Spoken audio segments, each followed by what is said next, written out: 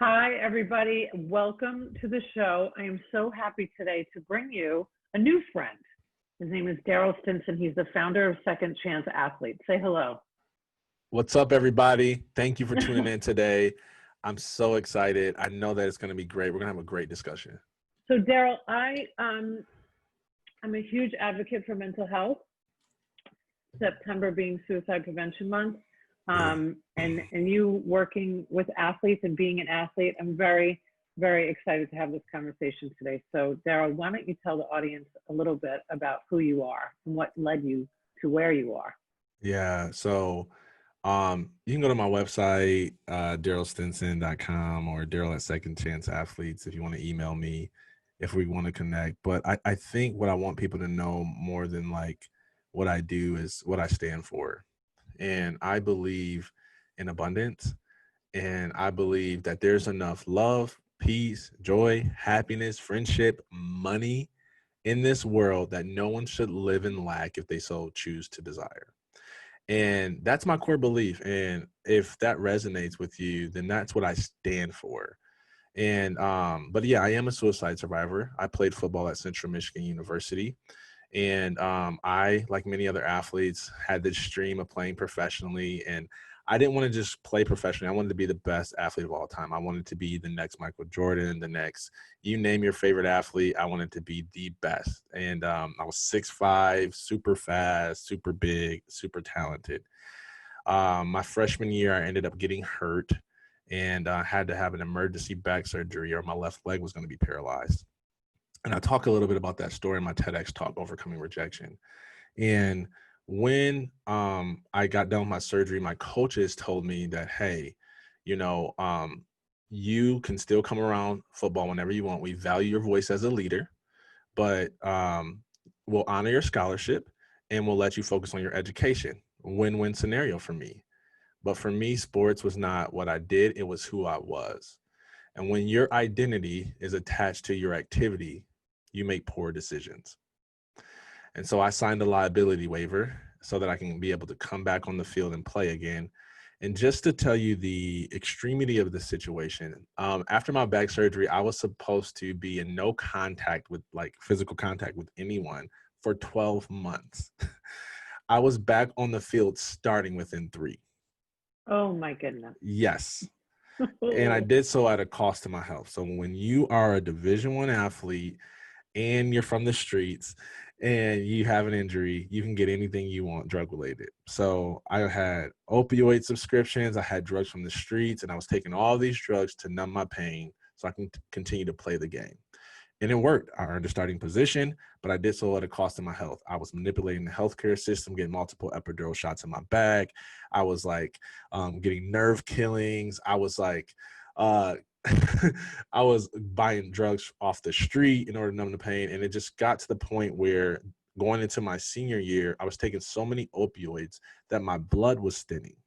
Because remember, when your identity is attached to your activity, you make poor decisions.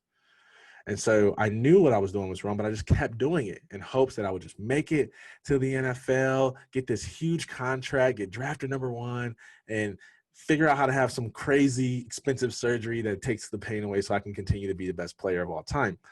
And I was taking so many opioids to the point where every time I made contact on the field, my nose would bleed. And the coaches saw that I was doing something wrong, and they said, look, we don't know what you're doing, but we've got to let you go. And up until this point, I had hid all this stuff I was doing from my coaches and my teammates for the most part.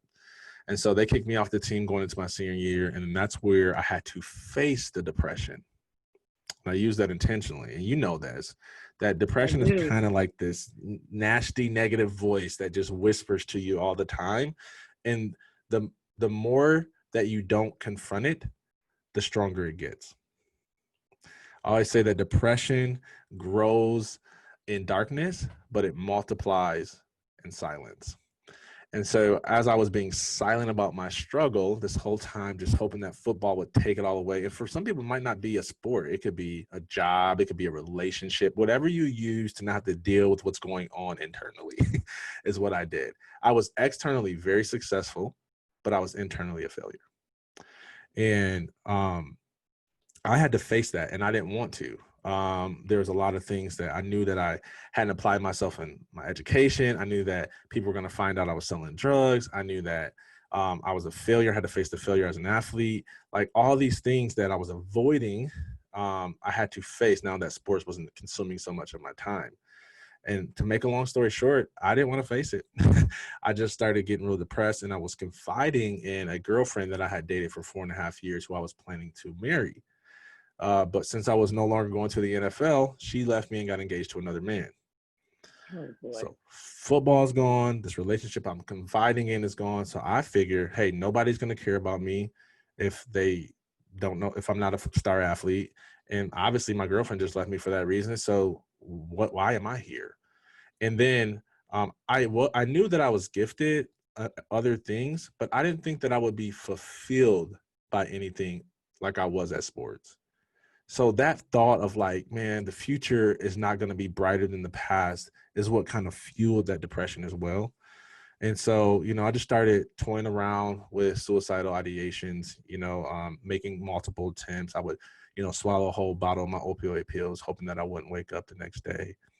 And I would mix it with alcohol, hoping that I would get in the car, drive, hoping I would get in a car accident. I remember writing my suicide letter, and I remember like passive aggressively, and this is helpful for people to hear if they're struggling with this, because I've noticed that people who struggle with depression and specifically suicide, since this is Suicide Prevention Month, that we tend to throw out like half truths, right? Just give people enough, like it's like a call for help, but it's not a strong signal. And we use that to validate our insecurities. So we'll say things like, hey, like we'll hint at the fact that maybe we're going through something, but we won't just say like, I'm having a hard time, I don't want to live anymore. But we'll just say like, hey, I've been down lately. And we'll see how people respond to that. And if they don't respond with like emergency crisis mode, then we'll be like, oh, they don't care about me. And I was playing that game for a long time. When in reality, people just thought I was doing, they were only responding to the level of vulnerability that I was showing them. Such a good point. So I teach people that vulnerability is like a Batman signal for help. The more vulnerable you are, the more people can rescue. If you want suicide help, make a suicide call, send a suicide signal so that people can respond accordingly. But don't send out a down one day signal and expect suicide prevention help. Right. Especially when you got people that look up to you because you're a high achiever, a high performer. So I was doing that game for a while, and eventually it just got real bad. I tried to go through this spree where I tried to starve myself to death, went from 275 pounds to 219 pounds in 4 weeks. And I just didn't want to live. And thankfully I had a mother who, when I was getting ready to drive and go off a bridge, she threw herself on the hood of the car and begged me to allow her to take me to get help. And she took me to the psychiatric unit in Detroit, Michigan. And it was there that I had this real life-changing experience where two separate people who didn't know each other came into my psychiatric room and said the same thing for me to say yes to my faith in my future, which is what my podcast is based off. When I said yes. And when I did that, the depression I was facing, it immediately vanished. Wow. And I had something that I didn't have in a long time: hope. And the moment I had hope, that was just enough. That was just a small light at the end of the tunnel to keep me going. And that began my journey to figure out what my purpose in life was, what my true identity outside of my activity was. And I went through 5 years of just being a complete geek trying to figure all of that out. Like TEDx talks, courses, master's level research classes, just trying to figure out what's the meaning of life and my purpose and all this stuff. And I got to this place where I built this life that I would not trade for my former life as an athlete. And I noticed that was different according to my peers. A lot of my former athlete friends were like transition. They were doing well. They were making money. They're making an impact. But if you offered them a professional contract, they were out of there. I wasn't. And that was because I had went through a process that they didn't go through. And that was the foundation. Well, let me ask you a question, Yeah, please do. First of all, thank you so much for your courage and vulnerability to share this with us today. I think the more people that hear the stories, and relatability is offered and identification is offered, the more opportunity we have to get people the help that they need. So, and I, of course, identify with this a lot as a suicide survivor myself. So my depression, I think everybody's depression is a little bit different. And I agree. Once I had that one glimmer of hope, I was off to the races. My glimmer of hope came in my therapist telling me, asking me the question, are you having suicidal thoughts? And it wasn't until I was asked that specific question, which goes back to you mentioning when we are sharing, you know, with people that we love, that we're going through a hard time, but we're not being asked that question, or we're not offering a full truth. Right. We don't typically get the help that we actually need and deserve. Absolutely. So if you didn't ask me, are you having suicidal thoughts? I don't know if I'd be sitting in front of you today, because I finally said yes to that. And then I was offered antidepressants. And then my journey began. Yeah. Okay. Yeah. And that was 26 years ago. So I want to know for you specifically, what was it? So you're there, are you getting help? Are you seeing a therapist? Are you, tell us what helped you? Well, it was this shocking moment that I described when someone came to me, and two different people came to me and said, will you say yes to your faith in your future? And I did. That was the pivotal moment. That's like, without that moment, there would be no me. How I started to walk that out is I became a student. I also saw a counselor, but that my first 5 or 6 counselors did more harm than good. And I think people need to know that, because, you know, I quit on counseling multiple times, or psychiatric help, but sometimes it takes a few times till you get the right one. And so, but that did help. Same thing with antidepressants, right? Like I had took so many opioids, I didn't want more pills, but they were like, well, you know, you do have a chemical imbalance. And I was like, well, I don't care. I shouldn't need that. And I would try one, didn't do anything. I'll try another. It felt like I couldn't even cry. And so I was having all these crazy side effects to the medication that I just kind of gave up on it. Like, man, this stuff doesn't help or work. And I felt like a guinea pig. They were like testing out medications. We'll try this, we'll try this, and just didn't realize that was part of the process, until I finally found a medication that actually helped stabilize my levels and all that stuff. So it's a combination of a lot of different things. You know, sometimes medication helps depending on your body. Talking to people, both personally and professionally, seeking professional psychiatric or counselor help. And then being curious, because I say this, a lot of times depression is rooted in insecurity. I'm not good enough. I don't have what it takes. My life doesn't matter. And for me, one of the quickest ways to break insecurity was to be effective. So exactly what my insecurity was telling me I can't do, I did. Exactly what my insecurity was telling me I wasn't worth, I tried to charge that price or whatever, to try to prove to myself and these lying voices that that the opposite was true. Right.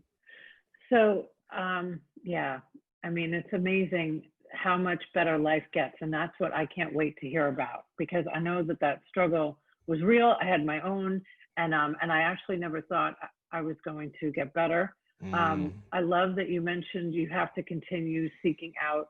If a counselor isn't working, if you are not meshing, if you feel an energy with somebody and you're like, you know, I just really don't like this dude, you're probably not going to share your innermost thoughts with them, right? So not giving up. It's kind of like, you know, I equate it to like Match.com. It's how I met my husband. But, you know, in the beginning, I was like, this is torture, man, right?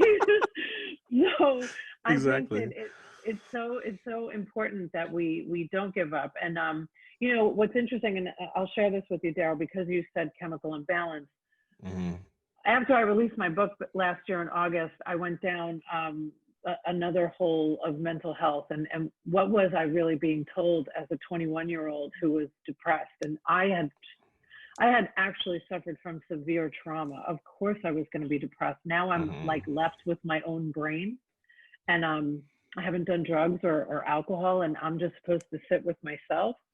So I was feeling a lot of the after effects of the trauma, and my doctor was saying I had a chemical imbalance and low serotonin levels and all that stuff. But, you know, it turns out none of that stuff is true, you know, and a lot of it is related to trauma. That's just for me, and we'll leave that for another time, because I think that those conversations are long and thoughtful. But Yeah. what, I know community was so important for me, and I would assume for you as well, especially since you mentioned that you're a pastor. So what has been your, I want to hear about you crawling out of this. Yeah. So I started to be effective at the opposite thing that insecurity telling me I couldn't. So I knew that I was called to share like I'm doing now. And I was terrible at it. I was like, that's not humility, that's accuracy. I was terrible. I have video footage to prove it. Um, but I share this story often because it was pivotal to me. Um, and I hope this helps somebody. I shared at a conference, it was an athlete conference, and there's a line of people coming up to you saying, thank you, thank you, thank you. Well, there's this girl at the end of the line. She's a 14-year-old girl, and she's dressed like an athlete, wristbands, all this stuff. And she comes up to me and she pulls up her wristband, and you could see the cuts on her wrist. And she said, last year, my parents just dropped me off at an orphanage. I don't know why, and they just never came back. And I've been thinking that wasn't good enough to be loved by anybody.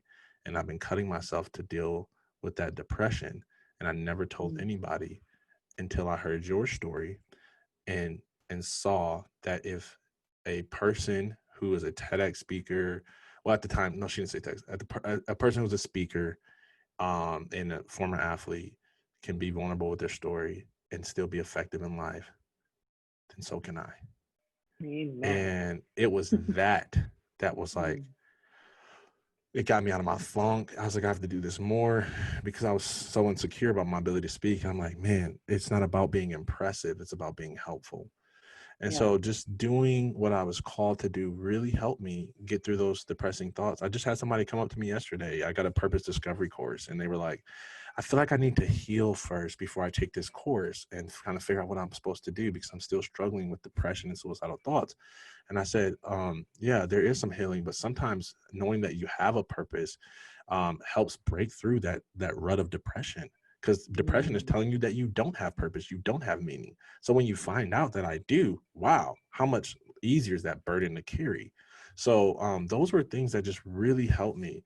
And yeah, and so now, married, ended up building a successful marketing consulting practice, worked at Central Michigan University as a marketing professional, rebranded the university as part of a team, won 2 higher education awards for marketing, rebranding, and communication, became a TEDx speaker, publishing a book that comes out October 20th, worked with the hundreds and hundreds of athletes, helped them transition out of sports, build businesses, do whatever they felt like they were purposed and destined to do. And, married with 3 beautiful, gorgeous daughters. And it all comes back to that one moment when I said yes to my faith and my future. If you're going to find whatever you're looking for. If you're looking for more reasons to validate that you're not worthy enough, you're not good enough, you don't matter, you're going to find that. But if you look for something that says you're worth it, your life matters, you can make a difference, you will find that. So I encourage everyone that's listening, find the thing that you're created to do. I love that so much. And I love that you're a father to 3 girls. I mean, talk about a well-rounded man to be surrounded by all of that. All That's women. fantastic. All women. Love it. There's nothing wrong with that. Nothing. So, I shared this once before that I have a lot of resources that I give out to people when they're looking for help. And one of the places that I got stuck was when my Black friends were asking me for a Black therapist.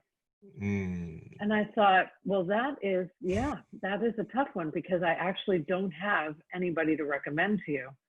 So do you find, especially because I want to be, as candid and as transparent and as vulnerable as possible, being this white woman talking to you, knowing that you are in an interracial marriage. Have you sought after the same for your therapist? Did you feel like you had to be the same skin color? I mean, I'm trying to learn more about that myself so I can help others. Yeah. So I did not think that, but that doesn't mean that somebody's wrong if they think that. I was more concerned about my Christian beliefs than I was about the color of someone's skin, because I didn't want anybody to try to tell me advice that contradicted with like Christian biblical values. which happened a couple of times. Just leave your wife. And I'm like, no, that's not the answer, No. And so, but I know where that comes from. I don't like it. I do a lot of work with minority communities just because I don't know, I'm Black and married to white people. So I told everybody when all this racial tension started to rise to the surface, I was like everybody's safest Black friend. So it's like, Darryll, tell me more about Black people. So oh, that's so funny. and I've got featured on Fox and all this stuff just to have that conversation. Sure. But I don't like the thought because it has nothing. Here's why the thought happens, because a person who wants somebody that's Black, the reason why they want that is they want to know that somebody can actually relate to their experience. Okay. And the problem is that when it comes to being a professional, mental health professional, you don't have to necessarily walk in everyone's shoes. You just have to be able to empathize and help people see the blind spots and the errors in their thinking process that's fueling their depression or the pain that they've yet to deal with or confront. So they for instance, like they could know nothing about what it's like to live in poverty or be like systematically oppressed as a white counselor or psychiatrist, but they could be able to help you see how you have a poverty mindset because of those things and how do you break through that. So that's just a perfect example of like, they don't have to be able to necessarily relate to you or understand everything you're going through, as they can still help you grow. And if you don't believe me, tell me how many coaches that there are who have never even played or been good at playing before, but they are great coaches. So I rest my case. I like it. You drove home that point. I love it. So I do want to hear, you brought up coaches. I do want to hear more about the second chance athletes. I mentioned to you before we hit record that I have so many friends that are athletes, professional athletes, and they go into real estate or they go into hosting the latest daytime show, and I think it's incredible. But I'm sure that you're providing a tremendous amount of help. Yes. Being an athlete yourself. So tell me a little bit more about your company. Yeah. So I'm gonna give you an example that I know you can relate to, having a past history with drugs. You cannot go from one drug to another and truly recover. You have to detox. Right. The problem is that when athletes transition from one job to a next, one career to a next, and they never process, it's the same thing. You have to detox. You've been doing this for 20 years, the average athlete, right? And so if you've been doing it your whole life, it's your identity. It's what people relate to you about. You cannot just find a different thing so that they can just praise you for being a rock star salesperson or brand personality, and you never process this whole life that you have. Like, you can't be married for 20 years, get divorced, get remarried in a year, and think that you're not going to bring baggage into that new marriage. It's the same way with your life after sports.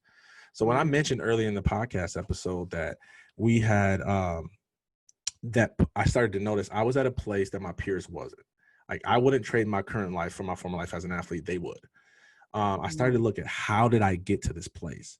And I went through and I developed a curriculum, which was the 5 phases of transition that I went through to go from suicide to success, right? The phases are accept, believe, discover, pursue, persist.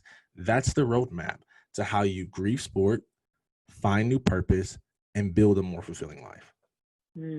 I think that's fantastic. I think you're so right on too. I was just listening to Tom Brady on a podcast. And I'm from New York, so I've never been a fan. You know what I'm saying? But I'm so glad he's here in Tampa Bay. That's fantastic. I'm glad they won yesterday. But I was listening to him because now he has this brand, he has this wellness brand. And he was first of all, he was so likable that it was annoying. And second of all, he's always kind of known that he was not going to be this way. So he's been preparing for it mentally, physically. And I think you're so right. I think I can't even imagine what it would be like to be an athlete for so long and then not be. And you have to grieve everything. You grieve every relationship. You grieve every job loss. I like to call them tiny little traumas everywhere. How are we going to get through our tiny little trauma? We can't just go from one to another and expect, like you said, to heal and not bring some baggage to somebody else. So thank you for sharing that. Oh, so Darryll, Before we leave out today, is there anything that you want to share with the audience about, because you are certainly a glimmer of hope into somebody that might be listening or watching that might be struggling themselves? What would you recommend to somebody that's struggling today? Yeah. So I think people that are struggling know that they're struggling and they'll reach out for help. I really do. I believe they'll have the courage. What I want to address in these last 60 seconds or so is the people who need help but don't know they need it. Mm. There's athletes that I work with that I'm like, in the beginning of our relationship, the hardest thing to do is convince them that they need help. Just because you are happy or content doesn't mean that you have that you don't have pain to process. Mm. I know people who have been sexually abused as children, who carry that their entire life, and they find a way to be happy, but they never processed it, and it still impacts them whether they like to admit it or not. Sure. We actually have an assessment because it has nothing to do with how long you've played as an athlete. It has everything to do with your athletic identity, which is the degree to which you identify with your sport that determines how likely it is that you'll experience challenges, addiction, grief, those types of things. So our assessment helps you to know where are you at on that scale. It's really an awareness tool. So I encourage people to take it. It's like $47. It'll let you know, hey, I have high athletic identity or low athletic identity. If it's high, then you just find some programming, some tools, some steps, do some things that we would suggest to you, read some of our blog posts in order to bring your full self to your current life. So I just want to encourage those people that don't think that there's not pain that you need to process just because you're happy right now. If you ask yourself the question on a scale of 0 to 100%, how much of you are you giving the world, right? If the answer is less than 100, it's probably because there's undealt with pain. There's reservations, there's fears, and we help you work through all of that. I love that. Well, Darryll, I am excited to share all of your information of how to get in touch with you and to check out that website. It'll be in the show notes. I appreciate you being with us today, and thank you for your vulnerability and your courage to help somebody else, because that's what we were put on earth to do. You got it. Thank you, Darryll. Thank you. So don't forget, if you mention that you have seen the show or listened to the podcast, Thai Technology, 3 months for free.